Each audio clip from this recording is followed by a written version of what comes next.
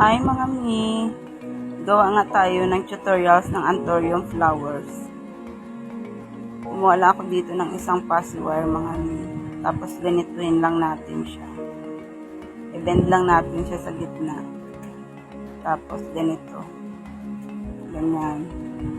Tapos dito sa may dulo mga mi, ikutin lang natin siya para higpitan.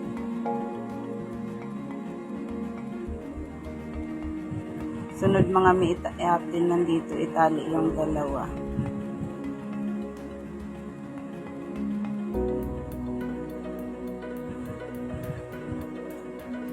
Ayusin lang natin siya mga mi. Pag ganito lang na ang paggawa natin. Ganyan. Pag okay na nga siya mga mi, ilagay na natin yung pussy wire dito.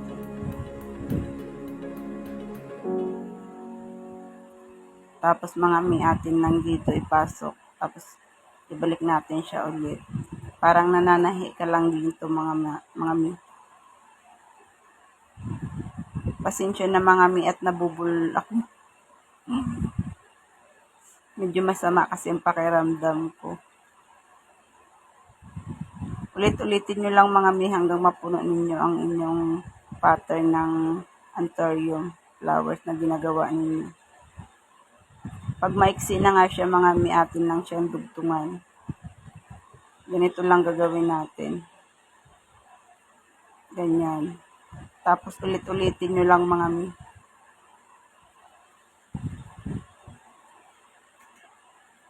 Madali lang siyang gawin mga mi. Sundan nyo lang ginagawa ko para makuha nyo rin ang ganitong paggawa ng ating Anthurium flowers.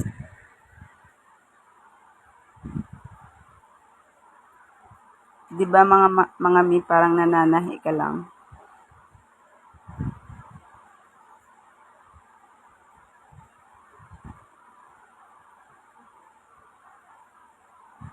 Malapit na ang Mother's Day mga mi, kaya gawa na tayo ng ating mga flowers.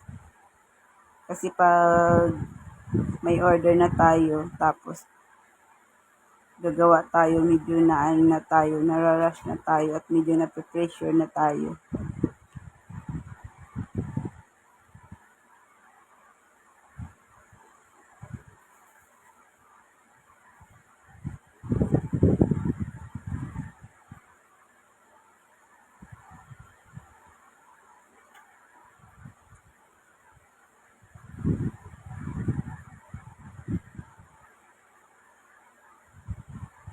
Ganyan na yung itsura ng ating dahon ng ating Anthurium mga mi. Yung flowers pala natin. Ganon din yung gagawin ninyo mga mi pag maiksi na siya. Tugtong lang kayo mga mi.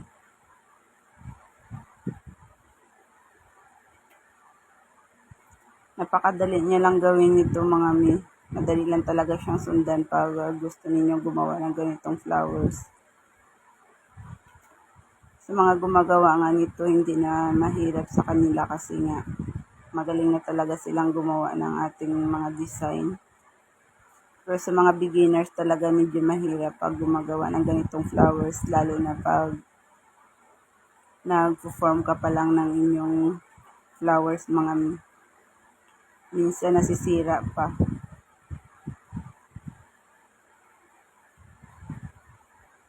Ayusin nyo lang yung pagkalagay ninyo mga mi para hindi ma-deform yung ating flowers.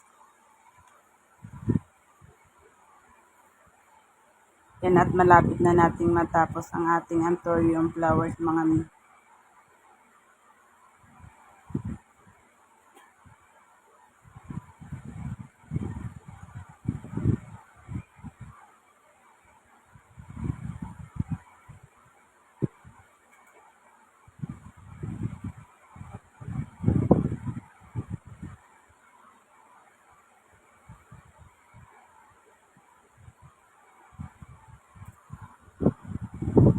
Hindi siya mahirap sundan mga mi kasi binagalan ko na talaga ang aking paggawa ng video para masundan talaga ang paggawa nito ng ganitong bulaklak.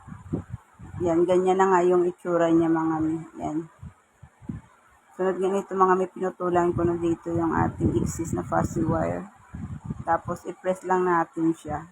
Ayos-ayusin lang natin siya mga may. Pwede nyo rin siyang gamitan ng maliliit na plies para ma-press yung ano niya, gilid.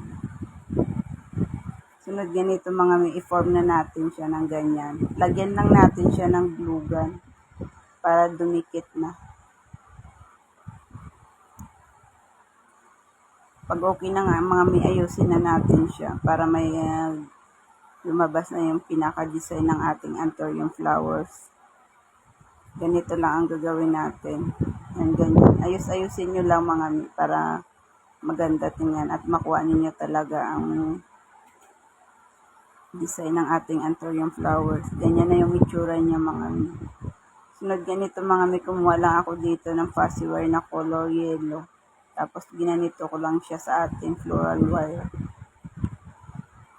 Ito yung gagawin nating pinaka-stamen ng ating anthurium flowers.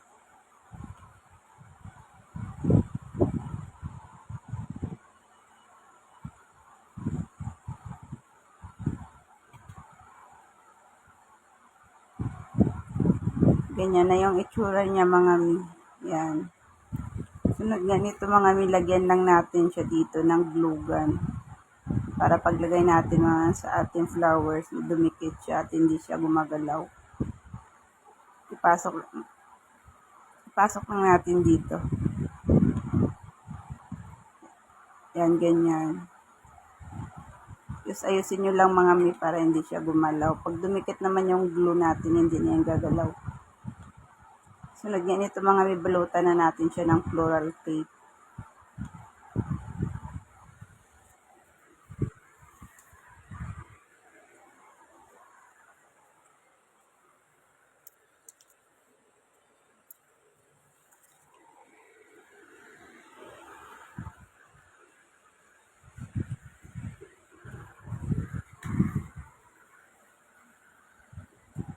Ganyan na yung itsura niya mga mi pag natapos na natin siyang lagyan ng ating floral tape. O diba mga mi, ang ganda niya. Pag nagustuhan nyo nga mga mi, pa-like and share naman. Maganda rin siya ilagay dito sa ating flower vase mga mi. Yan, ilalagay ko na siya dito. O diba, ang galing. Napakaganda talaga ng anthurium flowers. See you in my next tutorial video. Thank you for watching.